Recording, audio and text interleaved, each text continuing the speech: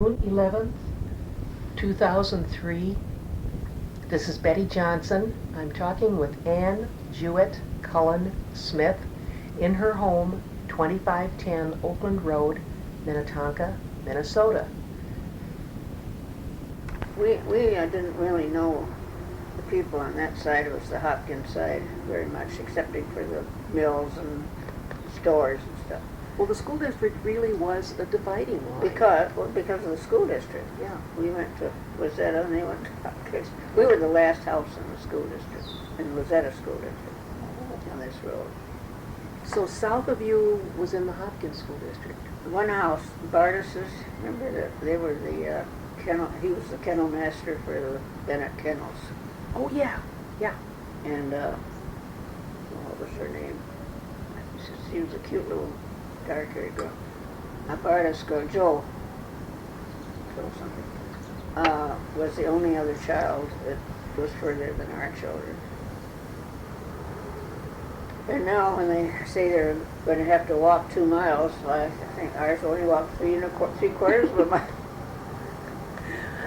Yeah, it's the older kids that will walk the 2 miles and the younger kids will walk a mile. Well, at that time, I think it's less than that. I thought it was a mile then, but maybe I'm wrong. I don't know. I know ours was 3/4, so it was under the. Because you see, it came in and turned around Essex. It just went around the point. You mean it stopped at Essex and Highway 12? No, it came up Essex Okay. and went back open. The point out here. Oh, where it splits, the four-way Yes. stop sign. Okay. So it would come down Essex and then go back up? There wasn't a four-lane stop sign, and there was no aisle. I know. The four-way stop sign was, that's fairly recent. Miss Burlow says that she had a friend here that she wanted to show something of the old mills to, and she brought him up this road. It was the closest to anything old there was. That was before it was paved? Oh yeah, that WPA paved. I remember your garden across Oakland Road, You too. wouldn't see it today. Well, I still remember where it was. Well, until 2 or 3 years ago, we thought we could still know what our garden was, but today it's so completely grown over in trees. Yours was the last one over there, I think. I think so. That whole strip, would go on to the people on this side. We had to have a special title for it. Because the road Came split in your between. property, so the road right-of-way was theirs, but I suppose. on a map it would show a little arrow kind of connecting this piece with that piece over there. Yeah, that's what we did. And everybody had that, so I manage it's still that way. You notice down by the park, we call it, and the subdivision, that's a big lawn in there that they keep nicely cut. And I imagine it belongs to the one on this side. But we had to have a special title in order to keep that, or something about it. And then we used to make anybody that would walk across it or use part of it or anything, we used to make them sign something so as to be sure they didn't eventually get it. Oh, yeah. I noticed now while they're paving Cherrywood Road that all those folks are parking along Oakland Road and walking back to their houses. Well, my Dick, I call him, Dick Kuchera. Yes, the police chief Was. long time ago. And he's so wonderful to me. We just had him originally. I used to have all policemen, taking care of. From the time when I started traveling, and after he retired, we had. Well, first we had a man from Wayzata that was just wonderful, an old champion, and he used to watch it and take care of the lawn. And that was it. Did he live here while you were No, gone? he lived in, yeah. He'd just come up and He had an old home in Wayzata. They were old timers in Wayzata. And then he died a year after Bill died. And I had if I repeat now, tell me, because I never know who I told these things to. I was back from living up north, you know, which I did for 20 years. That's how I got disconnected with the society. Okay, yeah, and I want to talk about that, but go ahead. Go ahead, finish And, your story. When I was here for a day or so, I saw this very sick fox cross the lawn. I was very disturbed because he was in terrible shape. So I called the city hall, and this beautiful, nice-looking girl, dressed, of course, in her uniform, she looked like $1,000,000, came to the door, and so we had a nice conversation, and I don't know, she eventually took care of the fox, I think, until it disappeared. And she loved the place like everybody always does, and so forth, and I'll never know, between that and I hired her, I have no idea of anything taking place, but somehow I did. She started doing the same thing. She watching it and cutting the lawn. The only thing she did. Well, then she married and went to a horse farm or something. So she said, but so and so will do it. So I had another policeman. And then he moved to Minneapolis.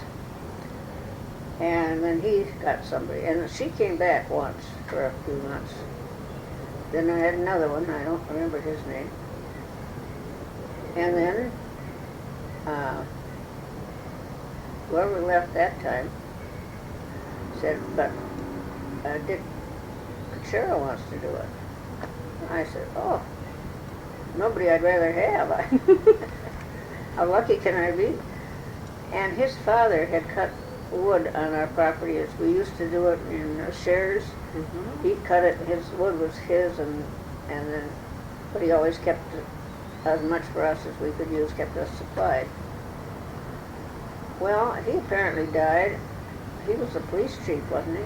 He was when we were a village. Was the police or fire? The police. And I kept on having wood. I didn't know why, but when Bill died, I still had wood. And I was very curious about this. One time there was a policeman out here, and I guess I figured it was Mr. Kuchera. Well, anyway, I think that must have been Dick. But I didn't know any more about it. He just happened to be here, I suppose, cutting that wood. I don't know. And so they passed the job on to Dick, and he's been here over 10 years, and he just, when he came, I would tell him, you know, we had to do this in the fall and this in the spring. He was just took care of that type of thing outdoors. And finally, he was telling me what we, and he just taken over. He just does everything that I can't do. He does outside, and he knows what has to be done, and meets the repairmen here because he knows more about it than I do. Oh my goodness. He's just wonderful. That's Dick Kuchera who's still doing that. See, he's on pension for health, what do you call it?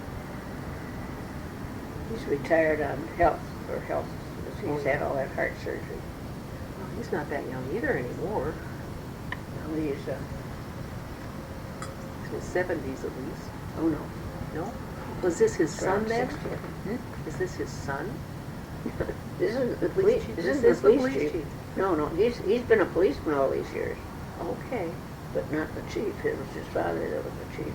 Right. Oh, so his son is a policeman now. Yeah. I didn't know that. All these years, Yeah. he was a policeman. And then he had very serious heart surgery, which is a blessing for me. He helps out down at Venice's, and it's me, and has sometimes a good time, I think. But he keeps busy. His 4 daughters running around. My main trouble is having a car to travel with, because Oh, with 4 daughters. he has to run them out to Montana or somewhere for his college and back, and he's busy, but not that busy. So. Well, that's nice. It's wonderful. People take care of He's you. such a nice person. Yeah. Well, I think it would be very satisfying for people to take care of. You've got these beautiful woods. Well, he likes the woods, you know. Yeah, it's a lovely place here. So I'm lucky for that, but that's how come came by. It, Neat story. Well, you mentioned being gone for 20 years. Did you actually live up on the North Shore for those 20 years? I have a cabin up on the North Shore beyond two harbors. Well, my son has it now, but we did. And I married a man 2 doors away. That's the Smith. That's Smith. You met him up there? No, I'd known the family forever, but I didn't know him. I knew his wife very well, and his children. We all grew up in the same neighborhood, or the children had. But I'd never known him for some reason. We don't know why. We had a lot of mutual friends and never met. Well, we'd met, I suppose, but we'd never gone anywhere together, any party or anything. Same thing happened with my mother. She married a man a block down the street after my dad died. Really? My brothers and Joe's kids knew each other. That's a woodpecker. Affiliated? Sounded? Or was it a flicker? It could have been a flicker. There you go. Affiliated are around this morning, I know. Yeah. And after my dad died, I don't remember how she finally hooked up with him, but they were married for 20 more years. Well, we had known him. I was very lucky at 18. I was pretty good at our age. He was 76 when I married him. Oh my goodness. Wow. I was over 70, so we were very lucky, and it was wonderful. We had a wonderful time, but I did live up there, so. And what years was that, roughly? 78. He died in 96. Okay. So we kept the house. We came down some nights for holidays, and we spent a little time here, but not very much. And then I came down once in a long while, worked in the garden, my vegetable garden, and that was the stupidest thing that. And eventually I gave that up, thank goodness. Yeah. But I was 75 probably before I did that, so I loved the vegetable garden. Yeah. It's hard to give up your garden. Your knees tell you and your back tells you, and Yes, we had, the children born during the beginning of the war, and we had victory gardens and sheep and chickens and everything, so. well, was this more open then? If you had sheep, No, we tethered the sheep, well, I guess off the lawn. I don't think, they weren't very good for the lawn, so I think it was off the lawn, but, yeah. But and we had to change them and have a bucket of water for them and stuff. We didn't have a herd, we had a few. What did you use them for then? Eating. Oh. Our children we had pigs, and we had chickens, and we had 100 chickens every year. I froze 100 chickens every year. So we knew what it was to live that life. The self-sustained, yeah. I remember we had a big victory garden. It was about a quarter of a city block that my dad would plant it, and then we were all expected to take care of it. Yeah. Well, that's why my daughter, she's never been a country girl, but my son was. He really loved it out here, but she liked companionship, and she didn't have anybody. They came home on the bus, and there was nobody to be with, We didn't have any children, and there were no other. Lindsay children were the only ones here at the time. Well, reading the 2 interviews you've done before, it sounded as if there were maybe 4 or 5 farms in this area. That was all. There were farms. Well, I think I told you this before. There was the Stewart farm over here, and the Elastic farm here. Stewart Farm was west of you, and the Elastics were across the road. Elastic farm was, the Stewart farm was where, what's the name of this road down here? Meeting Street, Stone Road? Stone Circle. Okay. That's kind of a mound there it was there. That was the farmhouse. And then the Reeves farm and the Larkins farm on the boulevard. Reeves where Ridgedale is, and No, that was Larkin. That was Larkin. Reeves. That's why I want you to talk to Dorothy. Yes, and I've already talked to Mr. Oh, Vanderveer, and he's going to get two of his cousins together, and he's going to get me in touch with Dorothy. Good. So I'm going to have the whole Reeves Larkin. Good. Oh, that'll be I'm excited. Yeah. Oh, that'll be exciting. Yeah. Yeah. Because that's what we grew up with. That was our beginning out here, was for that family. Okay.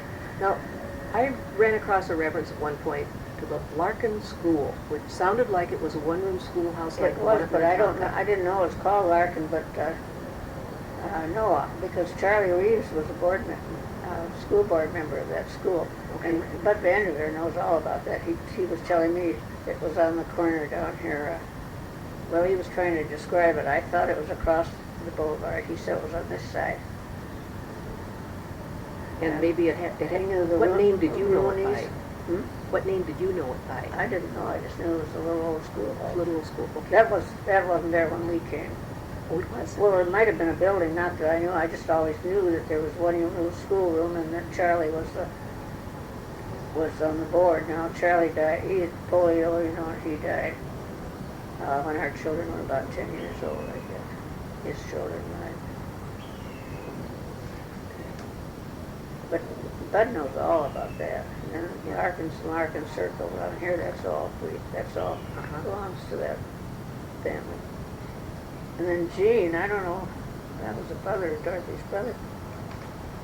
And he had, I think, heart problems. He was a very delicate child. I remember about him is he had to have naps at school. Oh, my.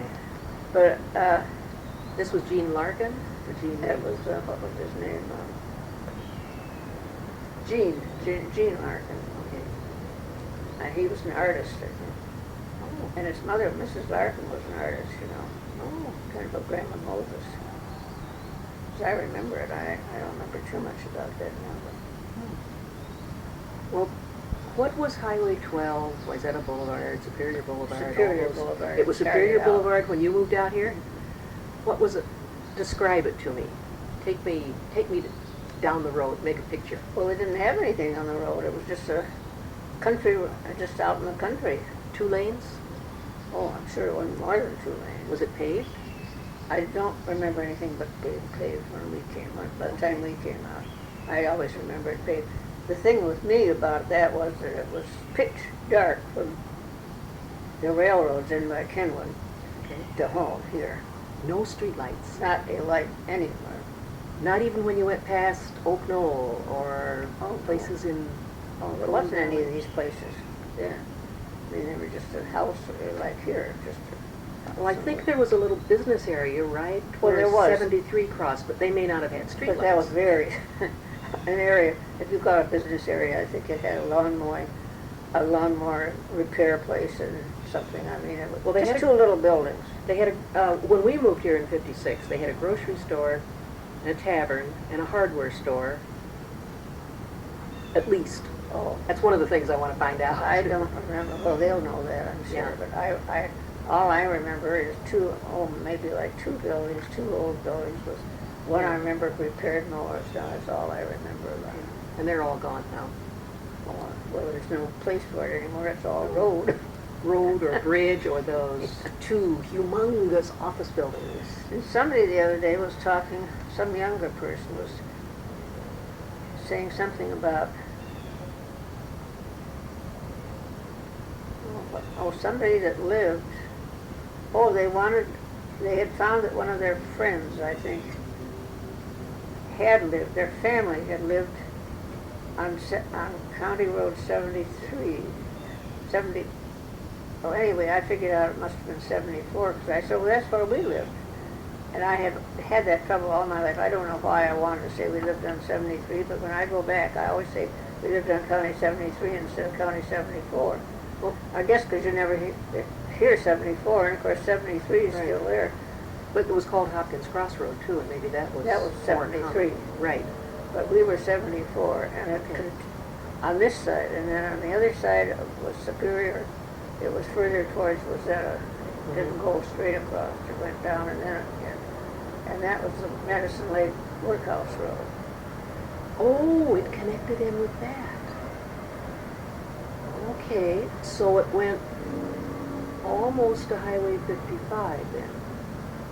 With no such thing as 55. Well, Olson Memorial Highway was what it is. It wasn't that far, I don't think, but when you think of it on the highway now, 494, I suppose it isn't too far, but there was no such thing there, anything like that then. Oh, no. Just country and Medicine Lake and... Yeah, yeah. Okay. Okay. Well, so along Superior Boulevard were houses. Well, an occasional house, I suppose. Okay. It was not built up. I remember hearing once. Germans was there. Germans was there when you moved out here? Well, I don't know they were when we moved here, but I think they were because they always took care of our dogs. We always had dogs after we moved out. Okay. I don't think anybody When our ever. children were small. I don't think anybody ever interviewed Fred. But He's dead, isn't he? Yeah, but his sons are running Is it now. Mary alive? I don't know. I don't either. But now they've expanded, I hear. Somebody was mentioning them the other day. That would be interesting. Maybe those boys should remember something. That's what I'm wondering. One of them was out at Maple Plain or Maple Lake, and he must have moved in to help take over the. I mean, maybe the Gardens will know that too. Yeah, yeah. Okay. Do you remember when the name change happened from Superior Boulevard to Wayzata Boulevard, or was it always interchangeable? They're still interchangeable. Nobody calls it There's some Superior. signs still out there that say Wayzata Boulevard. I can't believe it. They're the service roads. Yes, yes, yeah. Well, that's probably all that's left of the original road. Well, I don't think it is the original road, but at least it's as closest to it. Yeah. I think the real road, the road is now 395, 4, I think. Well, there's a piece north of Ridgedale, the service road on the hill north of Ridgedale. But do you think that's you think that's the old road? Or? Yes, you do. It is, because I stood up there and took pictures of when they were working on Ridgedale. And I think that is the original road, because they cut it down to make 394. Cut it way down. Well, I don't know. It looks, I wouldn't know the difference now myself. I mean, I just going back and forth to get used to it. I know, and it changes. It's like you remember what it was, and that's the way it will always be. This is someplace different. I was a friend, John Anders. I know that whole family. It's the story about that family. We heard the Thorpe name around here, the real estate people. It's that family. This is several generations back. Mrs. Thorpe was an Anders. And Mr. Anders, Sr., that Mr. Anders was a millionaire or so in New York. He was a very wealthy person in New York. And the story always was about Mr. Anders. Oh, you mean this strap hanger, Anders. And we laughed, and I said, John, the other day, he came over to talk to me, and I said, is that story true? I've been telling it for many years. And he said, sure is. He said, you remember, he was a penny pincher. I said, that isn't anything new. Everybody in the family's always been penny. What was a strap hanger? They rode the streetcar instead of having cars and limousines. They rode the streetcar and hung on to the, you probably don't even remember streetcars where you hung on to the, I do. I wanted you to say when it. you stand up? Yep.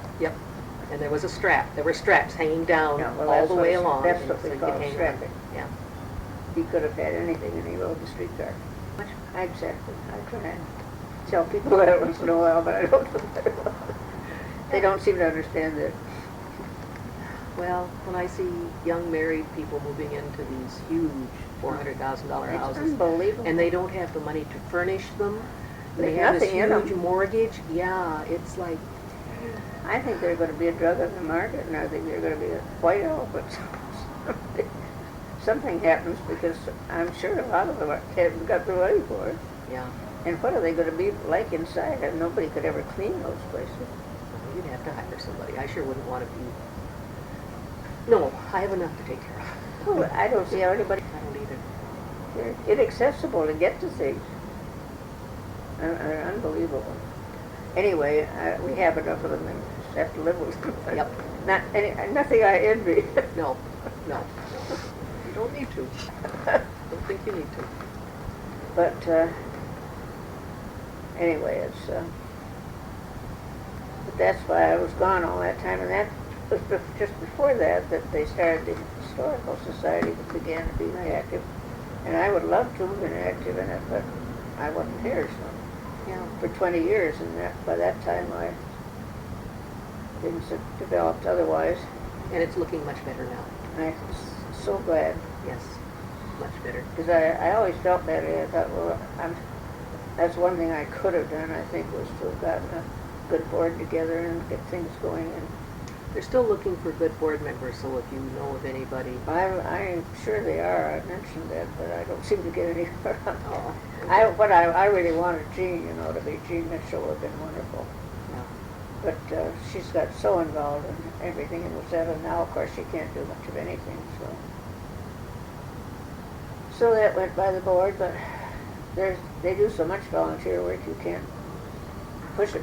Yeah. Well, now, the other day when I did that history show, did it at the senior center, and I was telling stories that I don't usually include in that show because when you had your audience.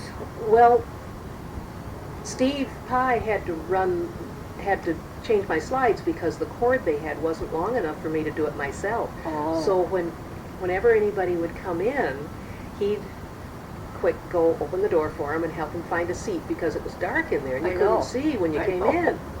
And so it gave me a chance to tell a few more stories that I don't usually tell. You filled in. Oh yeah, it was fun. And one of them was the I wish I knew what the story was and who the people were who wanted this to be two communities. And then you came up to me with a twinkle in your eye and said, you were one of them. Well, I couldn't believe nobody would know that. But it isn't written down anyplace. I could find out if I went to the courthouse, I suspect. But I think one reason might have been is that the bigger part of that crowd is from the other side, is south of Minnetonka. Takes in the mills and south. And our division was north and south. They might not even have been aware of it over there, some of them. That there was? We were the ones that were working to have two cities out. Okay, and who is the we? Well, I don't know. That's what I said. I couldn't tell you very much because I don't remember the details. I know we had a lawyer to help fight it, but I know we lost. Well, tell me how it came about that there was the idea that there should be two. Well, I don't even really think I know why. I think we just thought, well, I think probably for the same reason that we lost, probably, is that I think the money was on this side. A lot of the money was on this side. The bigger lots and bigger homes and that sort of thing. And I think they wanted the taxes. They didn't want to lose the taxes to another area. And of course we had been fighting forever to keep Minnetonka was losing, and of course it still lost, I guess. What I heard, it was 28 acres compared to the usual 36. Square miles, yeah. 28 square miles. But that was why the village idea came up, so that's why that's why they were pushing cities, because everybody around us was annexing us all the time. Yeah. Was that Hopkins and St. Louis Park. Yeah. So that's why they were doing that, and we just wanted to be out. We just wanted to be a country group, I guess. Because of course then there was no industry over here. Oh. Where was the dividing line going to be? That I don't really remember. I imagine it would have taken in the two, what do we call them on the map, for voting. We didn't have wards yet. We didn't? I was going to say, I think it would have taken in what now is, but we're two here, aren't we? One and two on this side. I think it would probably approximately taken in that area. And I think the boundary is roughly Minnetonka Boulevard. I would think so. I would say between Minnetonka and Superior. Okay. That would be my idea, but I couldn't tell you exactly though. Okay. But I know we fought for it. And now, where did you know about it then? Well, we moved in June. Our house was finished. Well, we moved in actually in May of '56. My daughter was born July 1st. And I had 3 under the age of 3 at that point. I mean, I was doing diapers. Anyway, our son turned 4 that fall. But a friend of mine suggested that I join the League of Women Voters. No, that came after. I'm sorry. That came after. We were just interested because Sure. we were new residents, and Sure. we heard about it, and we Sure. made friends with some people that turned out were involved in the city, and so You just that knew was it how what it we- was. yeah. And then we heard stories afterwards, of course. We got to know Carl Deaver and Sam Higuchi and Ray Porter and Paul Buck and some of those folks. Now, were you here when you were clerk there? No, I was You were board member. I was city council person. On the council. Yeah. But this was after Charlotte Chope was clerk. Yes, Charlotte was clerk when it was a township, and then she was on the planning commission when I was. So I knew Charlotte was she? real well. Oh, you did? Yeah, yeah. She was a character. Oh yes, very independent. Oh my, yeah. I liked her. Yeah, I did too. Our kids were in school together. Avery was Bill's age. And then we knew her brother, Munsingler. Yes. No, that's not Munsingler. Kickernick was the name of the Kickernick. company. Yeah. Kickernick. And then Munsing brought it. Munsingler was McConnell. Was Kickernick. But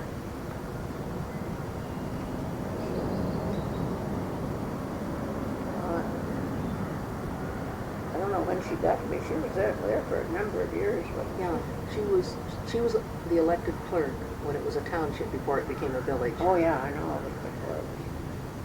Was she? Do you remember if she was part of the group that got 2 communities out of Minnetonka? She might have been in the area, lived in the area. I don't remember about that. No, I don't either. I don't remember who was pushing this. We hadn't lived here long enough to really know. I just No. heard the stories afterwards about the rush to the courthouse and Yeah, I just knew that we were all involved. I mean, we were all concerned, and I don't know whether we cared or not. I don't even remember whether we cared or not, but we went along with this side. It was whoever was here, and I know that the group hired a lawyer to, but I always thought it was really decision was on taxes. That's what I thought. well, when I was on the planning commission, I remember, and maybe I didn't realize that it was because of the 2 community, 1 community dispute. But I remember very vividly realizing that this, from Oakland Road west, this part of the city was very adamant about we have our large Yeah, lots. they We were. don't want to lose. They We were. don't want to split them. We don't need sewer. We don't need water. I remember that was Yeah, we very, didn't want. very. We wanted to keep it a country, as it were, you know. Yeah. Even when the sidewalk was put in along Oh, Oakland Road, we that fought was, for that. it was, well, that was a I'm big still fighting deal. it. Yeah. You notice they got it their way up, because they must pay for it above where the condos are. And the roughs, as I understand it, they paid separately to get that brick in there. Oh, is that why? Well, I remember too when Andy Greenberg was all there was over here. Well, Granberg, Granberg, yeah. I used to stand out in the middle of the street and argue with that guy. Yeah, he wanted He a lot of argued things with I everybody. didn't want. Of course, we always thought it was due to him that that circle, what do you call them circles that they keep putting in that they shouldn't put in a ton of the Cul-de-sacs, dead ends? cul-de-sacs, which they used to say we couldn't have because they were too hard to keep up. Now they're all that way. That attitude disappeared finally, yeah. It sure did in a hurry. Yeah. But there's, as I understand it, there's a road between that cul-de-sac, or it's so close that it could be just the same as road. But I don't really know this. I've just always heard that at the time that the road, Andy was involved in getting that road so that they would, if they ever needed a road, they'd have one that he didn't have to pay for it. That it came right up to his property? Yeah. Yeah. I always heard that. I don't know. Well, probably so. I think there was the attempt, whenever there was a cul-de-sac put in that was right next to a very large undeveloped area, to have it To do that. go right to the property line so that it could be extended. There's one over on Plymouth Road where those great big huge, there are 4 or 5 of them, houses. There's a cul-de-sac that marches right up to the property line on the south. And we keep hoping that it won't happen, but it probably will. Well, I don't know, but that's, those are the things that, well, I used to, I just laugh, of course, all the time, because I thought when they put in changed the road here, you know, took out the curb right here by, and I got all that land, which I didn't know, I just have to mow it now. Right away, it just hurt me because I got so much of it. And then they took, from the other side, they took the trees. And we fought like heck for 3 trees, trying to get them to save 3 trees. Nowadays, they take down 3 trees like they weren't there. Yeah. So, Or if you're lucky, they move them. Don't always do that either. no, they take them. They just took some, you know, they just took 3 trees down this new house down here. I can't imagine why they wanted to do it. I mean, they were just 3 that would shade the house. I don't know. There were only 3 trees on it. I don't know what the heck they wanted to take them down for. Well, it's always interesting, the philosophy of a builder. Yeah. Some builders If they built the house before they, they built the attempt. house before they took them down. It wasn't because they wanted to put the house there. Really? Oh no, they just came down. Oh, gee. It kills me. Oh, gee. You suppose the people that bought it wanted it home? I don't know. We don't really know much about that. Doesn't Ann Perry live in the one behind that? I don't know. She's not We the thought city it was planner Ann's. anymore. Oh, But she's not. We thought it was her property. Everybody around here. I thought Dick thought so too. We never could understand this down here at all. Why anybody wanted to? It'd have to be awful hard up, but even then it didn't make sense because why would anybody want to have a house built right in front of their front yard? Yeah. Yeah. That house doesn't make any sense at all. For the house back of it. But I've never known Ann Perry. But she had a little boy that came up one time and asked if he could play in the woods, and I thought that was very nice that he did that. Yes. And I said, I'd love to have him play in the woods, but I thought it was very nice that they would ask. Mm-hmm.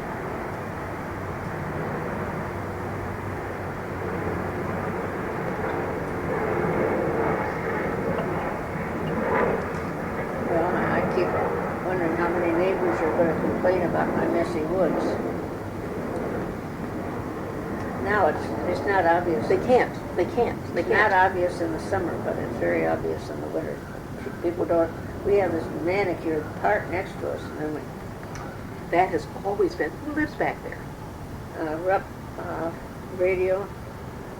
Oh, I thought it was WCCO. I'm not sure. I forgot. I think it's the Hubbard. I thought it was Hubbard Group, but that's KSTP. So Mm-hmm. they've been there quite a long while now. Yeah. But before that, it was the one that had it originally and built a smaller cabin. What was their name? They were, I probably told you this last time.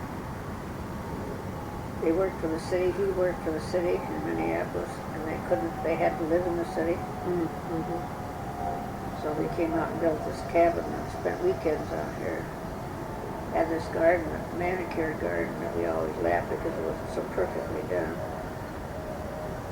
But then there were a lot, we used to have all kinds of wildflowers. I can't go in the woods, but we obviously don't have them now. I don't know what happens to wildflowers, but Really? You're not there we now? don't have, well, I can't get out there, so I don't really know. But from what people tell me, we don't have what we used to have at all. Well, it doesn't look like you're terribly overgrown with buckthorn, Well, we have a lot of buckthorn. but it's not as bad as a lot of places. Oh, it's just covered with it. All this green is, well, maybe The not here. low green. They've taken a lot, my grandson cut a lot out around here, the bigger trees, but along the driveway, I didn't even realize it, but realized since then, because Dick's been taking some out. I realized that all that green along one edge of the driveway is cut for. That'll discourage the deer, or the wildflowers, and so will the deer. Oh, yeah. Well, I suppose the deer could have something to do with it. I hadn't thought of that. It might be. I'm fighting the deer on my front flower bed this year, worse than I've ever had them. My front flower bed looks so nice. I am doing my darndest to have only perennials so that I don't have Work. to... Right. Yeah, it's not Right. quite as much Yeah. work. And they keep nibbling them down. I got these stalks sticking up. Well, we lost all of ours, you know, our narcissus. We had put in 100 every year. We were, what do you call it, naturalizing the narcissus. Yeah. And we had a real nice spread all around here of narcissus. And they produced, you know, we've gotten more bigger every year. Bigger clumps. And so it was really getting to be quite nice. And then one spring, the voles came through and took every bulb. Just like that, just took them all out at once. I was going to, I thought if you were going to say it was the deer, I've heard the deer don't like narcissus. They love tulips. Yes, they love tulips. But no, when it was the voles, so you can't win. But that's one of the things I miss. I wish they were there now. It would be lovely. Yeah. They didn't leave any for you. Well, there's one here and there. I don't know if they're there now. The deer may, well, deer, I don't know. The deer supposedly don't like that. I once in a while, I'll see one or somebody will bring one in, but it's very, very negligible. I hardly ever see it. And they were quite showy for a while. Everybody was picking them from coming in, and so we told the children around whatever children, by that time they were the farm kids and down here. And we said, if you see anybody picking these flowers, remember they're here for everybody to see. They're not supposed to be picked. And we never had any more picked. We sort of thought maybe it was the kids themselves that had been doing them, you know. And you telling them that without being accusing was a good move. We never had any more trouble. Good. Then we didn't have any narcissus. So.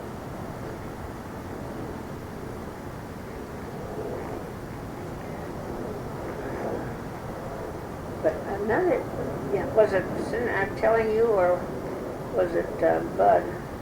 I think it was Bud's wife that happened to mention something about the noise.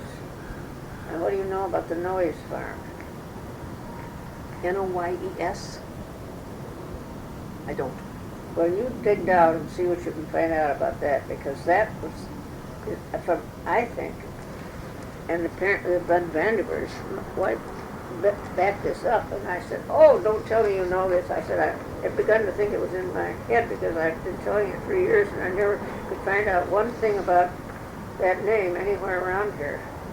The story we heard when we came in was that they had Mrs. Noyes was so big that they had to take her out through the front window. Oh, you mentioned that little story, but you didn't have a name on it. So this was a farm just the other side of Oakland Road? N-O-Y-E-S. Yeah, just the other side of Oakland. Halasik's farm. Oh, Halasik's farm. Yeah. Okay. Now, all I know is that they told that story about that farmhouse. I don't know anything else about it. I have never heard the name until she said this around the table of coffee the other night. She mentioned the same thing, and I said, no, it's not just in my head. No, that was a story. But nobody seems to know about the noise. So they were there before Halasik's. They had to be. We should be able to find it on old plat maps and then go from there. Now, the Halasik's farm, as I remember, it wasn't in the farms when they had the program on all the farms and pictures? No, it wasn't. How In did fact, that there were a happen? couple of, there were at least How two come that Holacic missed? farms. One Holacic farm was down where Country Village Shopping Center Yeah, is yeah, now, Yeah. and their house is still Still there. Yeah. Lived in by a Holacic, young Holacics, Still and they Holacic? are taking a very good care of it. Well, yes, it seems like it's in Yeah. good shape. Yes, and then when we moved out here, the Holacics had the whole area between here and Plymouth Road, that's right. south of the swamp, That's right. between the swamp and the railroad tracks. That was favorite. My kids called that the pasture, because they weren't farming it anymore. No, well, they had fruit and stuff. They had certain pieces of it, mostly around right near the road here, Okay. because his wives were always given the fruit. As I understood it, they could keep the money from the fruit farm. Oh. His wives, I don't know. You hear all kinds of Yeah. things, but that's what we always heard. And of course, there were a number of wives, I guess. And then Did they all live there, or? not that I know. I Okay. think there was one at a time. I don't know. I don't know much about it except Oh. Okay. but that was what we always heard. Well, by the time And we knew one or two of them slightly, but I mean, I just know that they were working around the fruit. But and that was all. I would say, well, you know where the barn was, and probably within the closest to the barn and the road here, those were the pieces that they were doing certain things with, had certain crops on. Yeah. We don't know what happened, what else other crops he had where, because he always brought back, he had the places covered with all the stuff he brought. He must have gone to auctions or something and brought everything home, because the place was just a junkyard. Junkyard, okay. Collecting What or I for would call it, resale? a or- junkyard. Junkyard, okay. Collectors. Okay. Collectors too. But Fred was interesting. Well, when our kids were old enough to go over in there, we moved to this house where we are now on March Circle in '68. Oh, where were you before that? We were down off Shady Oak Road on South Arbor Lane. We built a little house Oh, you were? there, yeah. So we were half a mile south of the mills and then half a Oh. mile north of the mills. Oh. So it was in the late '60s when our kids used to go over into that area, Did and they play in the barn? Our kids always they played. wouldn't go they wouldn't go near the house or the barn. That spooked them. That scared them. But they'd collect pond water. There was fairy shrimp in the pond waters. They'd see foxes. Yeah, they played like our There was a kids fox did in the den. woods and around. One time they found a den that they don't know who it was, but we called the police about it.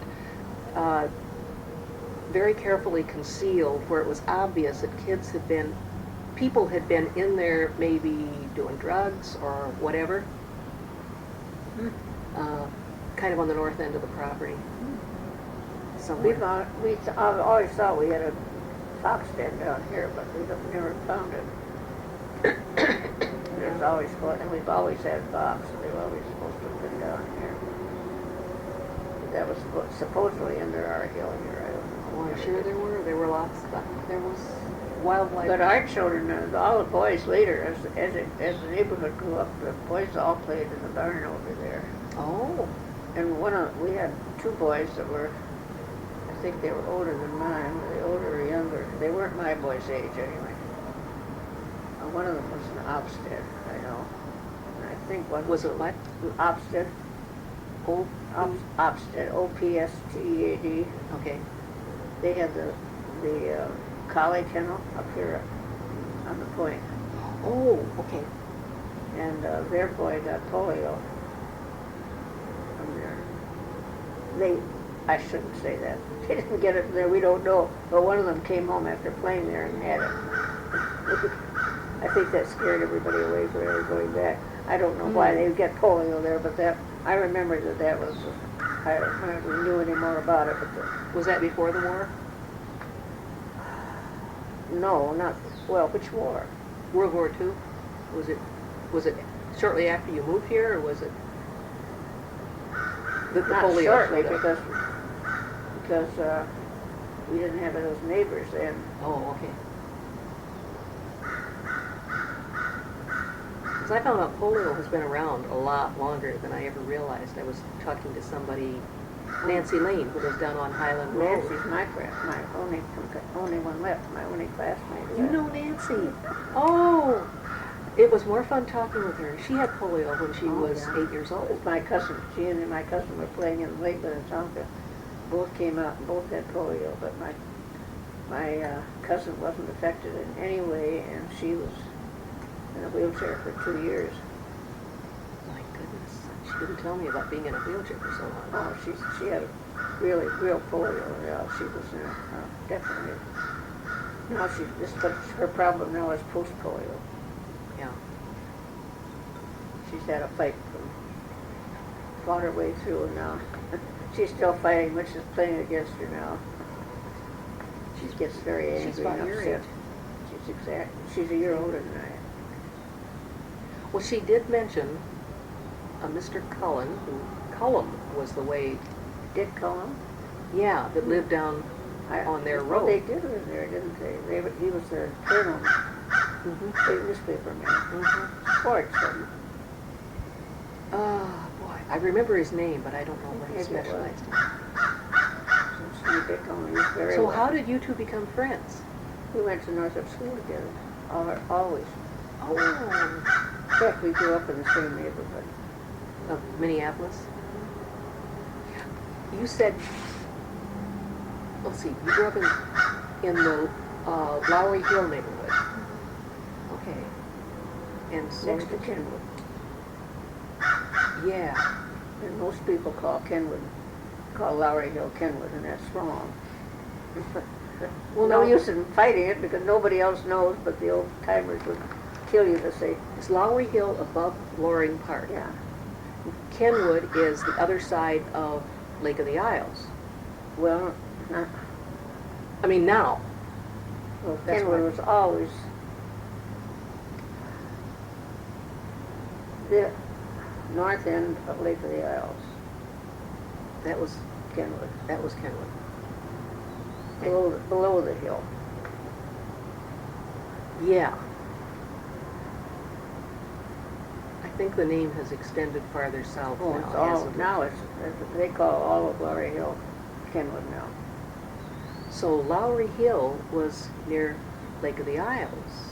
No, wait a minute. Okay, orienting. Well, Lowry Hill extended to Lake of the Isles, from Hennepin to Lake of the Isles, put it that way. Oh, okay. Mount Kerr. Mount Kerr was Lowry Hill. Okay. And of course, we've got the freeway separating Very those close, two now. very close to Rosetta Boulevard, probably, but it did go to Rosetta Boulevard. You know where the trains, Yeah. well, that was Lowry Hill. That was, And I never heard Edge of Lowry the Hill. word Lowry Hill being applied to anything now except what is east of the freeway. I have a very poor on direction east. Closer to St. Mark's Cathedral. Well, that's not really Lowry Hill. I don't know what they call that. That was my farm. That's where my grandfather's farm. Oh my. Valuable real estate now. I can't imagine. Lowry Park isn't what it used to be, put it that way. No. But all my grandfather and my cousins all lived on pieces of that. It was all farm from Harmon to Franklin, and from LaSalle to Hennepin or Lindale, whatever was there then. Wow. Yeah. That's a big area. Yeah, after my great grandmother over the Oregon, she was the first. They were the first settlers there. What was her name? Johnson. Oh. Did they come? But she also had my name at one time. Before she was married, she was Ann Wilder Jewett. Then she married a Johnson. Where did the Jewetts come from? Maine. Ah. Gardner, Rowley. I'm not at that. I never was a genealogist until Yeah. recently. And then the Johnsons came from, Maine. okay. So you go That back area. to staunch New I England go back stock. a ways. Yes, I go back a ways. Ah. Well, it's funny that Nancy and I never got together about you. Well, I didn't know that you two knew each other. I knew Nancy first, back when Trails for Tonka started. The horses. And horses, yeah. That was her main interest in Oh, life. yeah. Still is. Yeah. It's hard to get her interested in anything else. Yeah, she told me stories about horses and what the road was like, and the school bus. Well, her children, did they start school out here? I didn't know that. Yes. I wonder where they went. Do you think? Brewell. Glen Lake? Hey, Glen Lake, maybe. did they gone to Brewell? Glen Lake would have been more logical. I didn't ask her she's that. always been more involved in Glen Lake stores. She goes to those Yeah. stores and stuff. Yeah, she's close there. Must have been Glen Lake. I have several friends over on Highland Road. But Nancy, I was just over. In fact, Nancy's, I could be real mad at her, but no, it doesn't help any. But I took an envelope with some of the history and stories and stuff over last fall to her, and she never has time to read because she reads the newspaper from cover to cover every day and doesn't have much time in her horse magazines. I don't think she has time for anything else. And she was sort of interested, but she got more interested in it because I was over and showed her something in it one day or something, and she wanted to keep it temporarily, and I left it there. And then in this fall, I was going to get it back, and she has so much trouble between us getting in and out. We have so much trouble. It was Yeah. a chore. Yeah. But she was going to put it out on the porch, and then I was going to pick it up some way, or ask somebody else to. But I never got it done before I left for the winter. And the other day when I was over there, she can't find it. She says people come in and throw it out all the time, and I couldn't kill her. Oh. I don't remember what was in it, but I know that it was good stuff. So now whenever I miss anything, I'll be sure it's in that You think it was envelope. in there? When you say history, I'm going to try to help you figure out what was in it. History? History of what? I don't know. I have no idea what was in it. You know, I have history Oh. around here like nobody's business, and I don't know what I had in that. Oh. It was something that involved, something that she would be interested in. That's all I know. Oh, I know. I can't remember. I've been trying to think what it might have been, but it was so long ago now. I just can't remember what was in it. Oh, that's too bad. Yeah, it was last summer that I talked to her. July or August. So, I don't know. I don't think we ever talked about that. So, I've been trying, what are the horse people's name? What did I call the horse people? Houseman, Bensman. Bensman. Yes. I think they're the only people in the city that still have horse pastures. Really? I think so. Well, I remember how hard he fought for keeping the horses and all that stuff. And you feel you know these people and you've gone through all these battles and everything. And I remember how hard he worked for his horses and stuff. And so one night at a city council meeting, I don't know, 2 or 3 years ago probably, I don't know, I was walking out with somebody or what it was, but it turned out she was Carol Bensman. Mm-hmm. And I said, oh, don't tell me. I said, Alice, why? Well, it turned out she thinks it was Alice. I don't know, daughter-in-law or something. I don't know, she didn't think. How old is Al? Uh, 60, 65, 70, somewhere right in there, maybe. And Carol's younger. I thought they were about the same age. Well, maybe it is her husband then. Oh, I know it's her husband. You do know it. I know that. Oh, we've known them for years, yes. Well, Also I trails for thought I was Tata. having two different Bensmans and different generations, but at the time, I don't remember it now especially, but so we got to talking anyway when I said, oh, well, you're the horse people, or whatever. So we got to talking. In fact, she brought me home, I think, if I remember. And then we got somehow about Nancy. Maybe it was the barn night when we had the picture of the slides. I'm not sure, but it might have been. Yeah. And because her slide is in there, I think, of her barn. I haven't seen Al's slides. Well, I think that you ought to. Well, I've seen the prints of them, and I was so glad that he did that, because at the time he did it, barns were being taken down right and left, and now a lot of those barns that's the only thing left. Just remarkable, but maybe that was after the Holosic bar. He just did it not too long ago then? Or way back? He did those maybe 10, 15 years ago. Oh, he probably the Holosic bar was gone then. Might have been. That's why it isn't there. Okay. He took pictures of every barn he could find in Minnetonka. Well, At the time he took them. and I was wondering if I thought of this the other day. I wondered if I had a picture of that at all. The only way I would have a picture of it is by I used to take pictures up and down the road to show the progress of how it was growing, Oh. It looked so different. And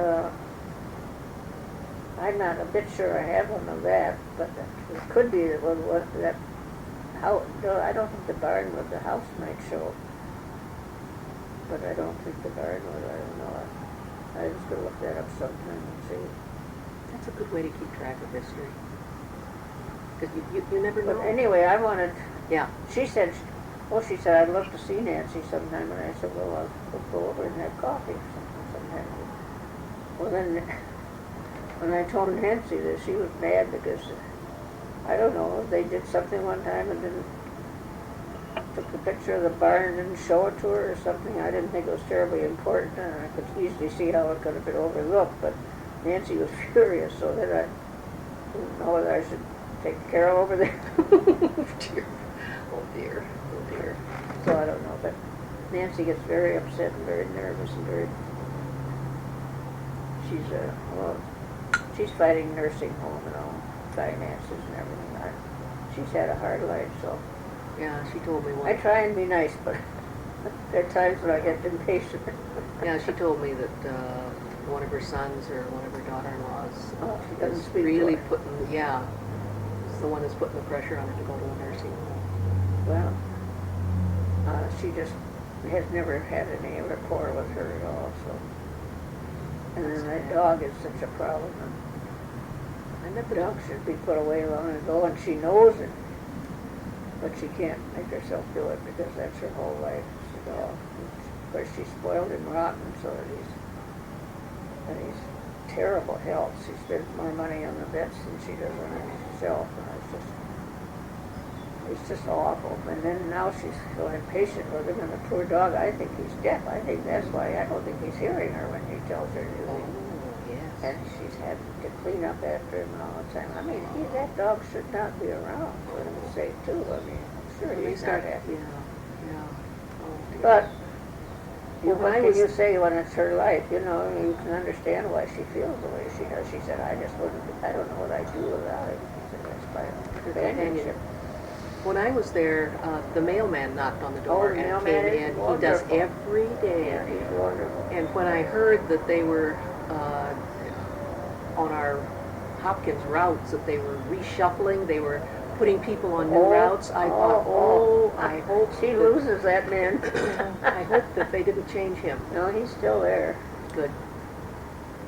Yeah, I met him somewhere on another route one time, and I said, you're Nancy Lane's friend. Gave him a letter or something, I forgot. Yeah. He doesn't just put it in the mailbox. He comes does, up and takes checks on her. He takes her trash down for recycling. He's just wonderful to her, and she gives him a Hershey every day, you know, one of these bars that come in the bag. Yeah, yeah. I was there one day when it was happening. I don't know what I said about it, and it turns out he can't eat. I think he has diabetes or something. Some reason he can't eat that either. But that doesn't seem to mind. I don't think Nancy pays any attention to that. Oh. And he probably gives it to somebody else. Well, Anyway, it's it's she's had an interesting, but it's she's just fighting every minute now to keep going, and I don't know how she does. I mean, it's very difficult. She's really in very bad shape. So. And she has one of her biggest problems. She's had such high blood pressure, and I mean, why wouldn't she have? She just goes off the handle all the time, you know. I don't know why she wouldn't have it, but I don't know why she hasn't died of it, because she really has very real problem with blood pressure. Yeah. But yeah, we go way back, and I suppose this polio business with my cousin, they both lived at Wildhurst at that time. And that's probably before I might have known her through my cousin, but well, I just have always known her. So. Was the summer place where you went as a girl No, right next to them, or I was someplace out else? of Deep Haven, and she was in Wildhurst, up the Tonka Bay area. Different side of the lake.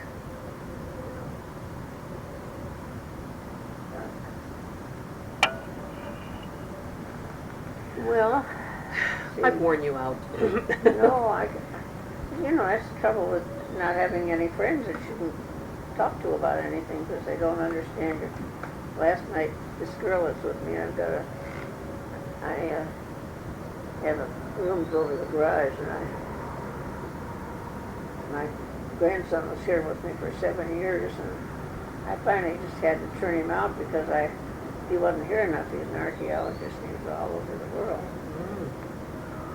Country, and I was alone more than I thought I should be, and I like somebody at night. I really don't like nights alone very much, never have.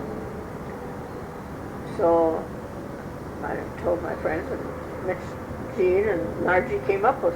They went to a meeting and heard somebody say somebody that wanted an apartment, and it was somebody's daughter. So it's a good background. You know? Is she still here? Yeah, and she's 21. She's turned 22, but I find it very difficult to live with a 21-year-old. Too much energy? Well, you know, I'm thinking about as far off as you can get. We just don't.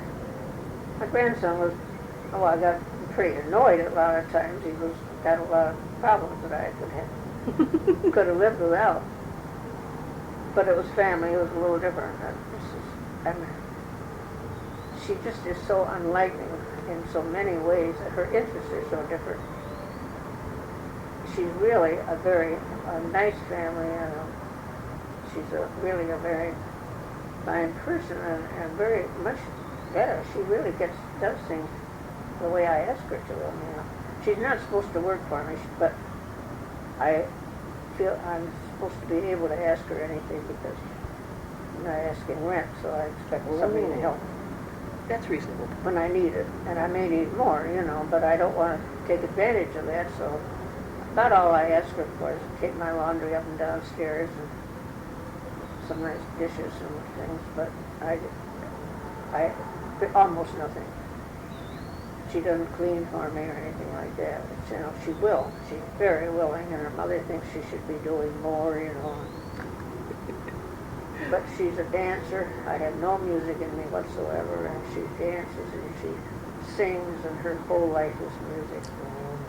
And I have none of it in me, so I never have had, and it's impossible. Many things have shown how, but especially the fact I can't tell birds apart because of their sons, which I would have done anything. As a birder, I would have done anything to do. You know. You couldn't do it even Never when you were younger? Never have been able to tell one bird by themselves. My goodness. My husband would play the same piece on the piano, on the organ every night, just asked me what it was, and I never dared say because I never knew whether it was the same thing or not. Interesting. So I say, people say, well, you didn't try, or you didn't have the right education or something. No. And I said, I had all the motivation I could have had for anything to know bird calls. And I said, I couldn't do that. So I said, that shows that I haven't got it. Well, I've done a lot of, I work with gifted and talented kids, and I've done a lot of reading in the area of what people are smart in and what they're not smart in and why. And there's somebody out in California that has developed a theory I believe in called the structure of intellect. And she has identified, I don't know, over 100 different things that people can do, are good at. Oh, And it doesn't mean anything about how smart you are, it's just that that's not it. And I remember taking her test once, about 30 years ago, and one question was, are you good at remembering people's names? The next one is, are you good at remembering people's faces? And some people are real good at one, and some are real good at the other, and some are good at both. that's right. And it's politicians that are good at both. Either that or they've got somebody back here saying, that's Mrs. Jones, whispering in their ear. So you're not being able to distinguish. That's not my field. That's one of the things that you're not good at, that's all. That's right. Everybody has a different, Yeah. good at something different, you know, which is good, I guess. But Yeah. this doesn't, but I mean, That's sometimes, one I hadn't never heard of that one before, but that I can certainly see why. I don't know, I guess they call it tone deaf or something, I don't know. That's what I was wondering, if it's related to those kids that just cannot. They're the kids that in grade school, when all the kids are singing, the teacher says, don't sing, just mouth the words. Yeah, well, even though every once in a while somebody will say, well, somebody said to me the other day, when my child said the other day to me, I said, don't sing because I sing very well, or I don't, something about their singing in church. And her daughter said, you never could. So, yeah, and there's nothing wrong with that. But I think they're, you hear that all the time, but Yeah. anyway. So how did I have so little in it that we can't, we don't have anything in common very much now, excepting that time helps because she loves the woods. Loves what? The woods. The woods? She's walking in the woods, and every day she gets out and walks, and she bought these so-called hammocks today, and she move around and stuff, and she comes down and she will study down here, and she's really a very nice person and very interested in some of the things I'm interested in, but hasn't got the background for it, I mean, this is kind of new to her, but she just loves it. She's very religious, and I like her mother very much.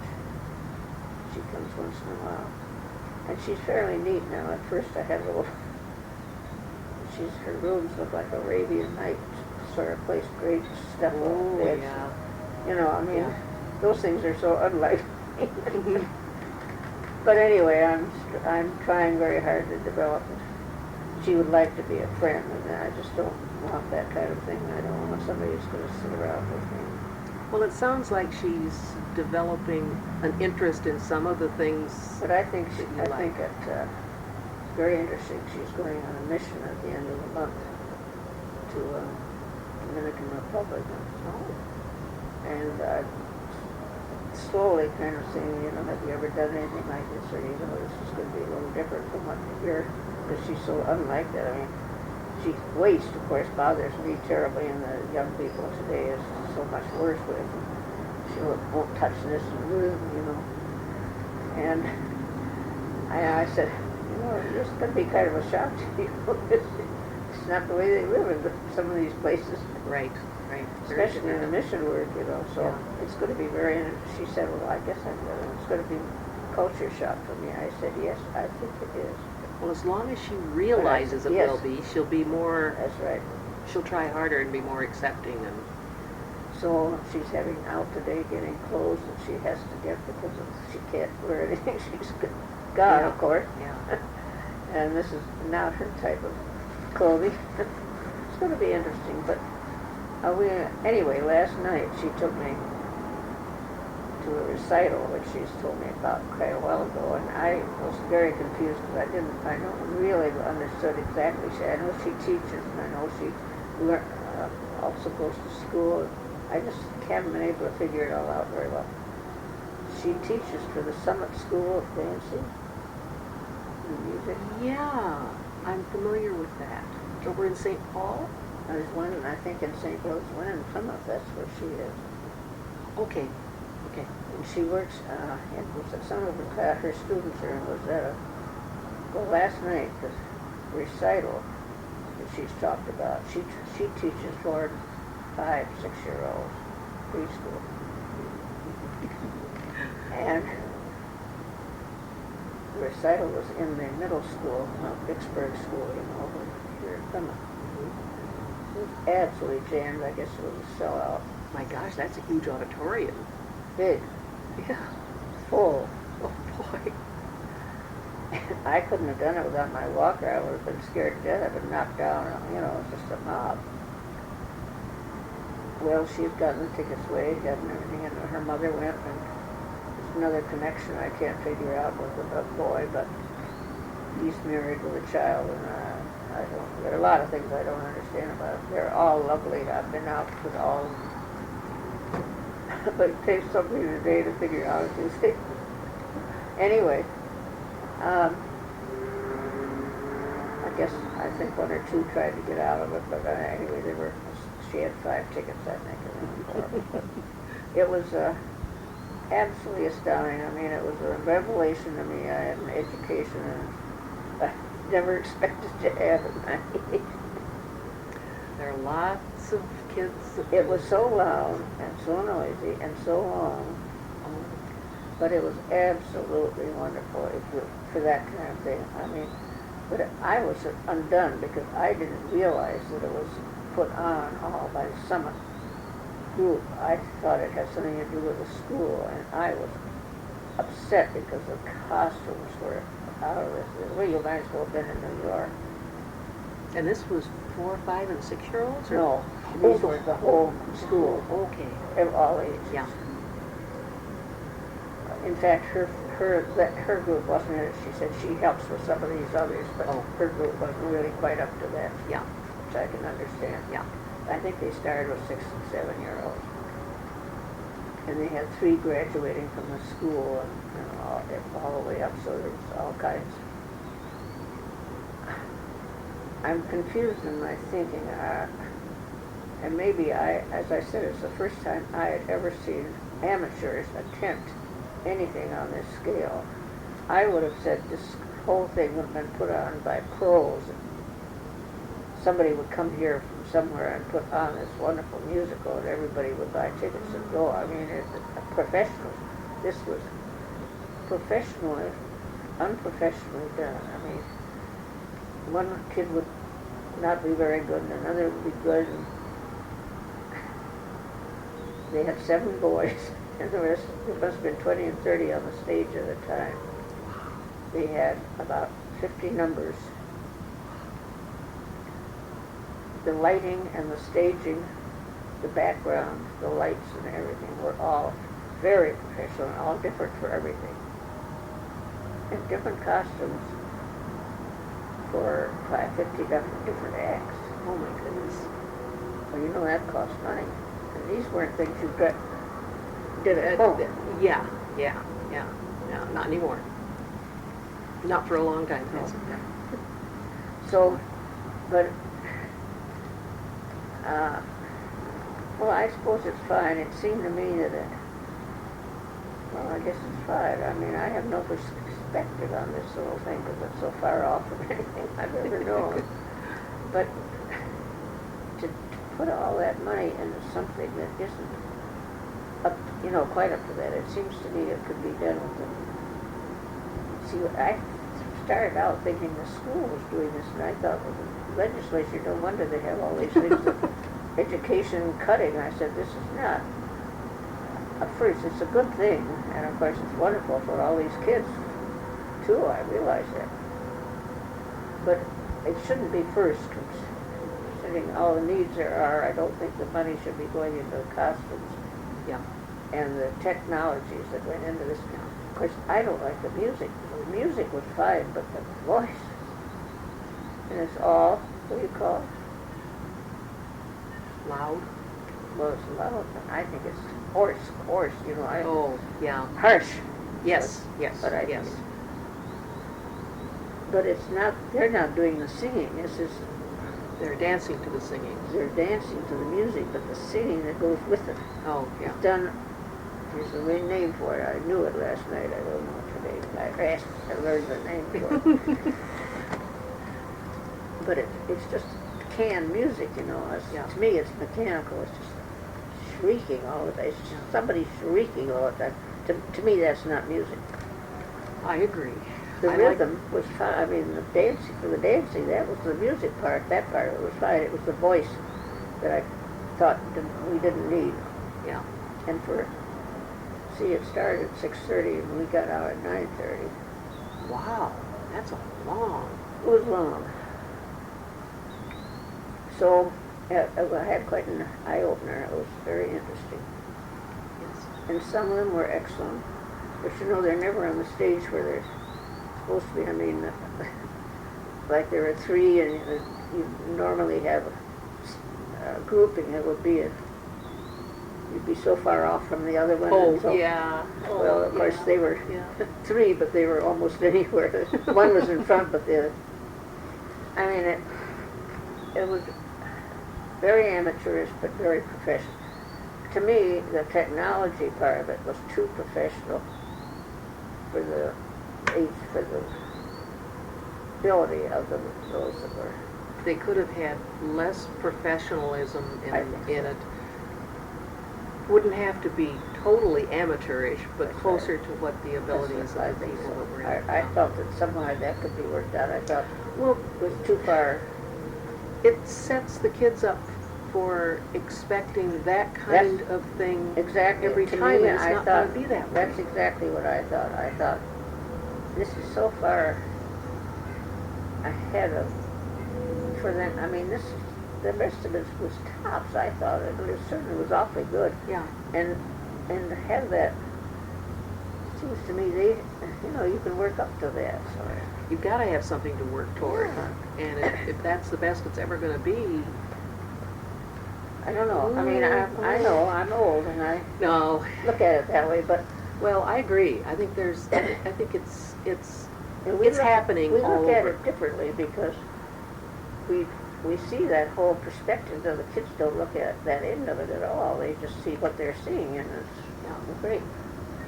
And her mother was sitting next to me, and she said that Siri's been this way all her life. From the time she could walk, she's been a dancer. And she said, I wish I could have sent her to better schools. She said she would be at the top. I think I guess she is. I haven't really seen this, but she said I did the best I could, and apparently the Summit School is doing very well. I mean, they've got a very good reputation, I take it, and they must get. She said her mother said it costs the students a lot of money. so the expectations are high, and maybe that professional Some of them are never going to setting is to satisfy the parents who are paying a lot of money. I couldn't believe there were that many students there. Yeah. And, I mean, it was a tremendous number of people in that thing. But they had to have, I mean, because it must have cost a whale of a lot of money. She said the tickets were quite expensive. She took me, but I told her I wanted to pay for my ticket because I think they need it more than I do. But, of course, on the other hand, when you're giving her the room, you feel maybe Yeah. it's two sides of it. Yeah, shield you a little. But, and she thinks, she buys things that I think but she's also a vegetarian, so I can't understand her diet. So I've lived through that before too. So it's just a matter of adjusting. Yeah, it is. And it's interesting. That's why I want somebody young, because I like to have somebody young around and keep me in. Now Nancy won't do that. She's got, her attitude is the opposite. She doesn't want anybody that could bother her in any way. Well, I think it's admirable that you want to keep in touch with what's going on, and that is a good way I'm to getting used- whether you like it or not, at least you know it. I'm getting used to this admirable. I went to oh, how can't I ever say this name of this place? Next to Honduras. Next to Honduras, Guatemala, Next to Costa Rica, Next to Guatemala. Nicaragua, No, Panama. You just got everything. Belize. Belize. Okay, that was the next one I was going to say. Okay. I don't know why, but I always want to say. The reason that's hard is because Belize wasn't there when we learned geography. Maybe, is that it? Yeah. I'm glad there's an excuse. There is a good excuse. Wasn't there when I learned geography. And we had to, a friend of mine went with me, and we had to go attached to a tour that I've done before, somebody that I've gone on for years and years, off and on. And I didn't think he really wanted me along, and I've always said I wouldn't do that kind of thing because people that do that will spend their time and their money to take a trip like that, and I didn't want to be in the way, but this was a lodge, and they were just going out from there, so I thought I didn't have to go out, I could just stay at the lodge. So I didn't think I'd be so much in the way. Well, anyway, it turned out there were reasons why this man had spoken to me another time on another trip about thinking I might not be able to do something because of the leader he had doing it. And he said the leader was inexperienced, and he thought the leader was a little worried about his responsibility. It all ironed out, but he wasn't prejudiced about my going, but he had done it on account of this young leader. But I had thought he was, so didn't like to attach myself. But 3 years ago, when I fell and hurt my back, I couldn't go. I was supposed to go then and couldn't, and this friend did go, and she loved it so that she said she wanted to go back, and I said, well, if you go, I'm going. Well, she said the only problem is that I think you could do all of it excepting the plane that goes from Belize City into the lodge is very tiny, and we had to get out on a wing, and I said, well, I couldn't do that.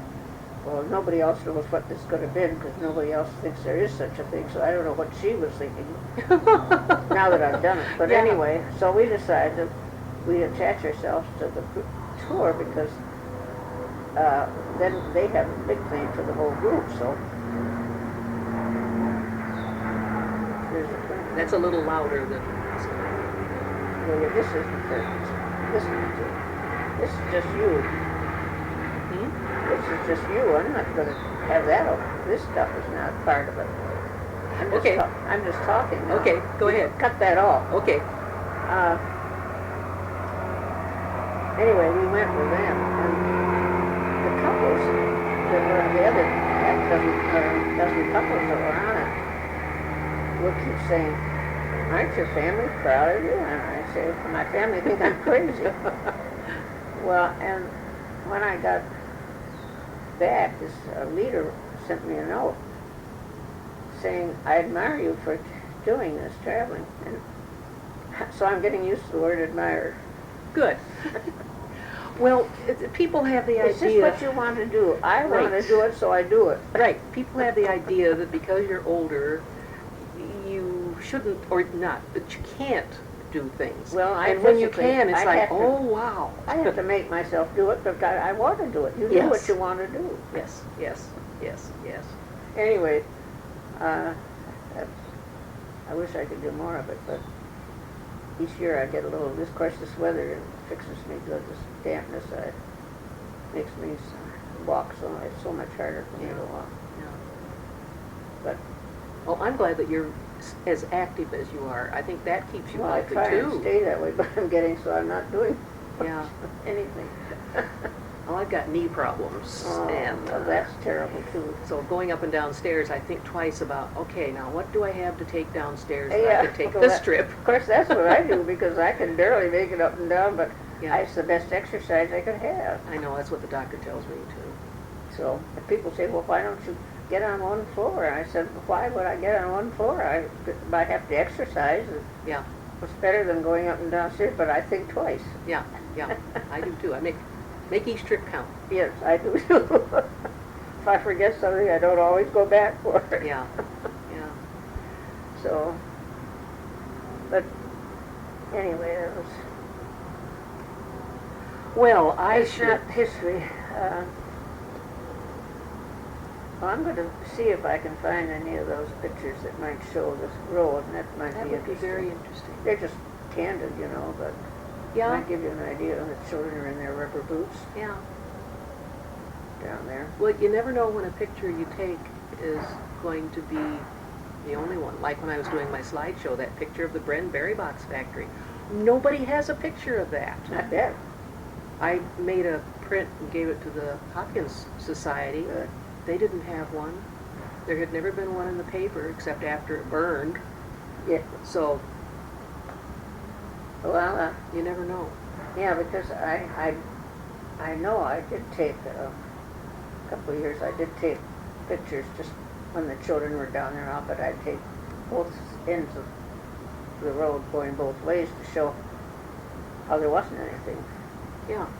Fields, you know, compared And then as the developments came in, to. So this piece, you know, this whole piece in here was, I don't know how many acres, but they sold it in 10-acre lots. And a number of people bought 20 acres. this was all a farm right through here. No, I don't know. What, this was nothing. It was all, it was birds and trees just like this. Oh, just woods. Hmm. I don't know who had owned it. I have no idea. It had already been split up by the time you moved out here. Well, it was the first, we were the first house.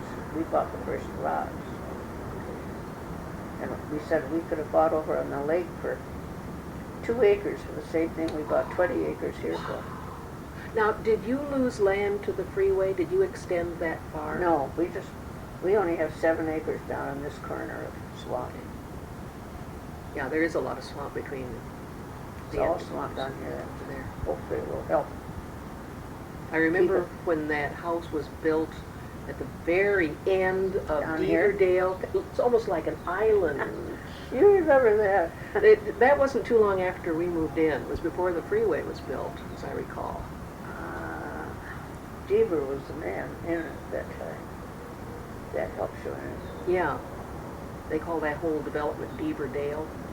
Was that why it was called Beaverdale? It isn't Carl Deaver, though. He was Oh. the city attorney. It's spelled with, Well, has an Carl A. Deaver was the one, it was when he was active that Okay. this happened, because when he came and we walked the line, Uh-huh. I remember pointing out to him, see that? That shouldn't be there, that house. Oh, it had to have been built after we moved here, but I don't know just when. It was built before Beaverdale.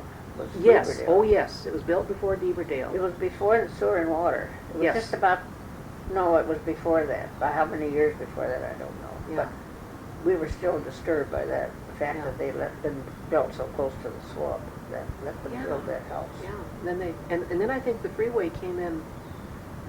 Well, I know, After. I have down on the freeway came in. 75? Oh, I saw that date the other day. I have an aerial photograph when they were building the freeway, taken looking at the interchange with Minnetonka Boulevard and toward Minnetonka Mills, because they changed the road. They changed where Minnetonka Boulevard was going to Yeah. go.